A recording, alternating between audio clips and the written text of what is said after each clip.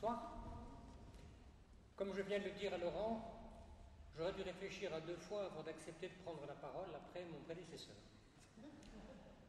Mais comme il l'a dit, et je lui ai redit, ce n'est pas la confiance en soi qui compte, c'est la confiance en Dieu. Alors, je lui fais confiance, et j'espère vous aussi. Un détail, en arrivant, on a dû vous donner 2 textes, une feuille avec 2 textes, ils vous seront utiles. Une feuille qui ressemble à ça, avec un texte des Philippiens et un autre de Jean.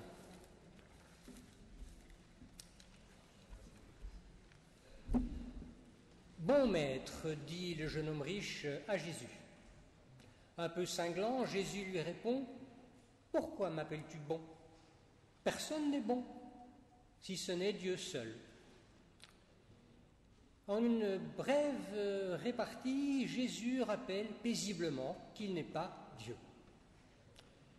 Ce pauvre jeune homme riche sans doute ne le pensait pas non plus lui-même, mais en tout cas, Jésus a senti le besoin, la nécessité d'éviter la confusion. En fait, vous regarderez, c'est pratiquement à chaque page des 4 évangiles que Jésus montre qu'il n'est pas Dieu. Il ne sait pas ce que Dieu sait, il ignore ce que Dieu décidera, il lui demande conseil, il lui obéit, il se soumet à sa volonté, il le prie régulièrement. Il le supplie de lui épargner le supplice qui s'annonce et il se plaint sur la croix d'en être abandonné. Enfin, après la croix, après sa mort, Jésus ne ressuscite pas. C'est écrit, c'est Dieu qui le ressuscite, le réveille, le relève. C'est un mortel, pas un Dieu. Bien sûr, l'Église, très tôt, afin de magnifier son héros, a rapidement entouré de merveilleux sa naissance, son baptême, sa transfiguration, sa mort, sa résurrection, son ascension, dans un mouvement qui ne pouvait que culminer dans l'affirmation que le Fils de Dieu, finalement, était lui-même Dieu totalement, à la fois pleinement homme et pleinement Dieu. Ce qui, que 20 siècles d'enseignement chrétien me pardonne, ce qui n'a strictement aucun sens dès l'instant où on entend le mot pleinement. Bien sûr, l'Église s'est appuyée sur quelques rares textes du Nouveau Testament. Rares parce que nulle part la Bible, le Nouveau Testament, ne dit que Jésus est Dieu. Nulle part. Mais il y a le fameux hymne de Philippiens 2, que vous avez là, et le prologue de Jean, et puis 2 exclamations. Jésus, celui qui m'a vu, a vu le Père. Et Thomas, mon Seigneur et mon Dieu. Eh bien, nous allons relire et questionner ces textes successivement, puis nous essaierons de comprendre qui est ce qu'est Jésus et qui l'a fait être ce qu'il est, le Christ. Donc vous avez en principe le texte sous les yeux. Est-ce que quelqu'une veut bien venir le lire, celui du Philippiens ?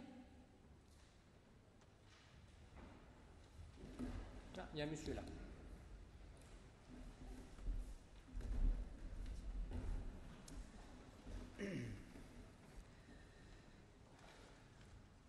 Pensez en vous-même ce qui était aussi en Christ Jésus, lequel, se trouvant en forme de Dieu, n'a pas considéré comme un butin d'être égal ou semblable à Dieu, mais il s'est vidé lui-même, prenant une forme de serviteur, devenant semblable aux hommes, et reconnu par son aspect comme être humain, il s'est abaissé lui-même, devenant obéissant jusqu'à la mort de la croix.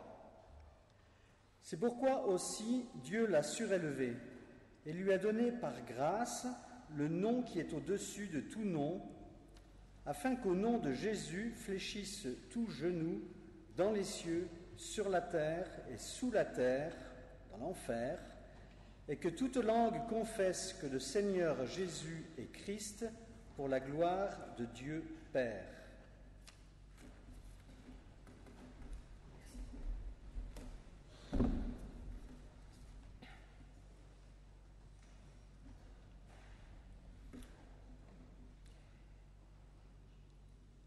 Commençons donc par ce gros calibre, cet hymne liturgique dans la lettre de Paul aux Philippiens, cet hymne qui, pense-t-on, est l'un des plus anciens textes du Nouveau Testament et de l'Église, largement utilisé pour soutenir que Jésus est Dieu.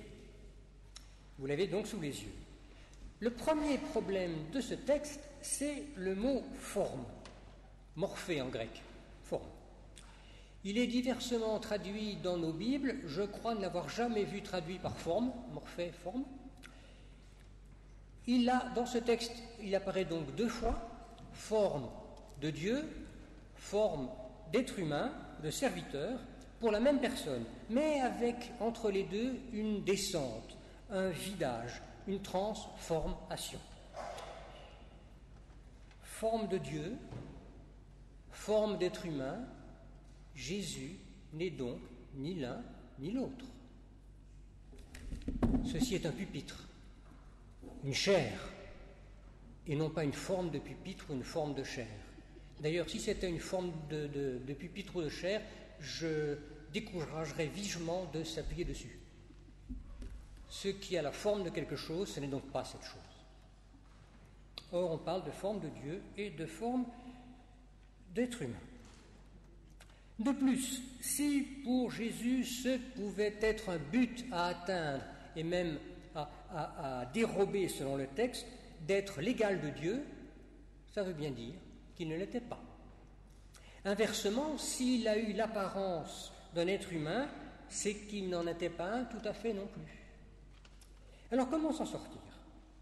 En plus, si Jésus est Christ, c'est-à-dire Messie, c'est le même mot, c'est-à-dire choisi et envoyé par Dieu, et s'il l'est pour la gloire de Dieu, c'est donc qu'il n'est pas lui-même Dieu. Alors comment s'en sortir? Comment s'en sortir si d'après cette première confession de foi liturgique de la première Église et du Nouveau Testament, Jésus n'est ni tout à fait Dieu, ni tout à fait homme? Eh bien, une des merveilles de la Bible, c'est qu'elle répond souvent elle-même à ses propres questions. Alors nous allons voir si ça peut être le cas justement avec ce célèbre prologue de Jean. Ce prologue de Jean qui est lui aussi dans sa plus grande partie un des plus vieux textes liturgiques, lui aussi, de la jeune Église et du Nouveau Testament, et lui aussi revendiqué par les défenseurs de la divinité de Jésus. Quelqu'un d'autre pour le lire ?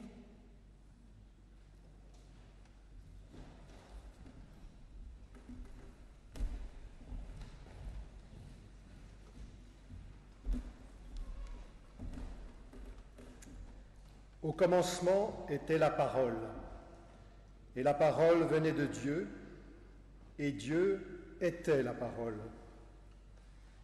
Celle-ci était au commencement venue de Dieu, tout par elle est advenu, et sans elle n'est advenu rien de ce qui est advenu.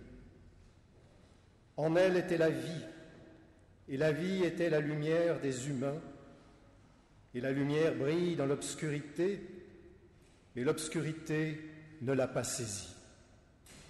Elle était dans le monde, et le monde par elle est advenu, et le monde ne l'a pas connue.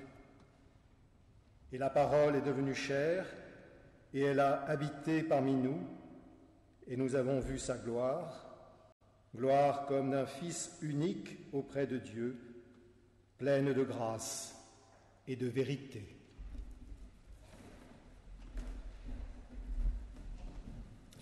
Merci. Il semble que nous ayons la réponse. Présence, dès le commencement, divine, auprès de Dieu, par laquelle tout a été créé et qui est venue dans le monde et s'est faite chair. Ce n'est évidemment pas un être humain. Mais justement, dans ce prologue, il ne s'agit pas de Jésus de Nazareth, même pas de Jésus-Christ.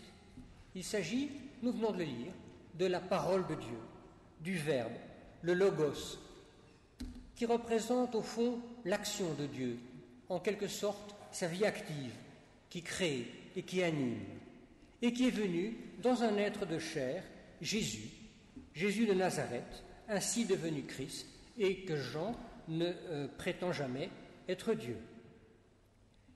Et cela résout l'énigme.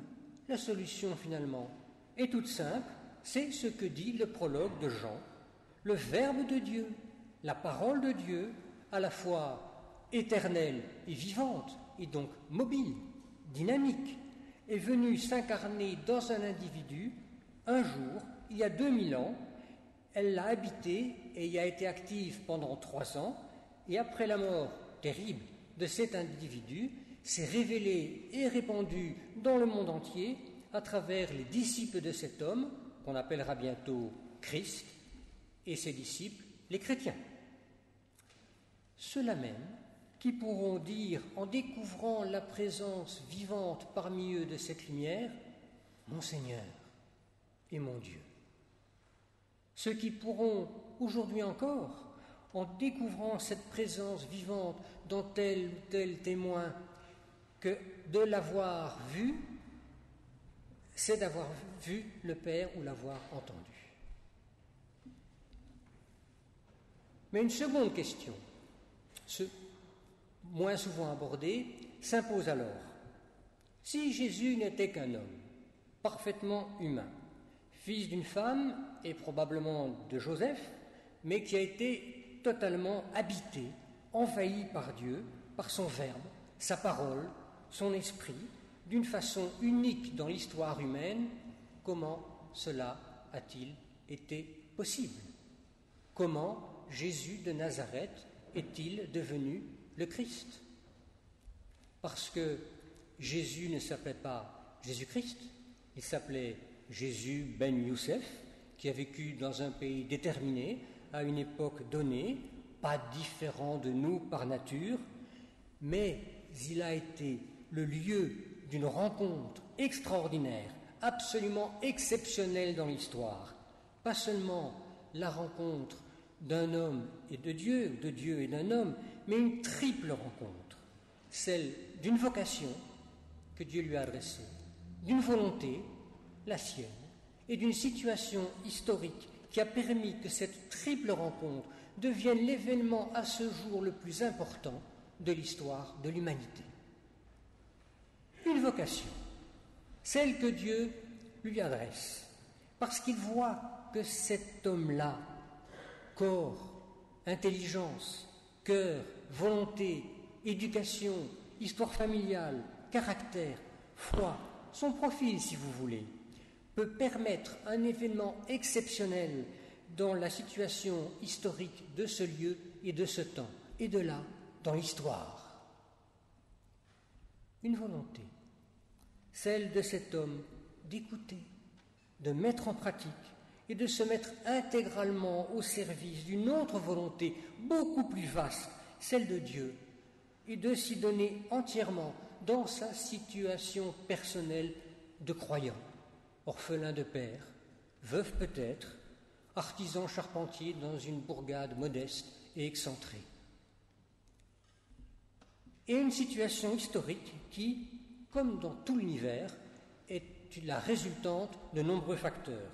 L'état du peuple juif ailleurs, son héritage spirituel, son histoire récente, la domination romaine, l'épuisement de sa religion rituelle et sacrificielle, l'état alors de bouillonnement et de richesse de la culture en Méditerranée entre Grèce, Rome, Perse et Palestine, où les religions traditionnelles ou civiles, de mystère ou de sacrifice, étaient en train de s'épuiser. Bref, l'état social, moral, économique, politique, culturel d'Israël et du monde méditerranéen d'alors. De cette triple rencontre, de cette triple conjoncture, son appel, cet homme, une opportunité historique, de tout cela, Dieu s'est saisi et il en a en quelque sorte profité.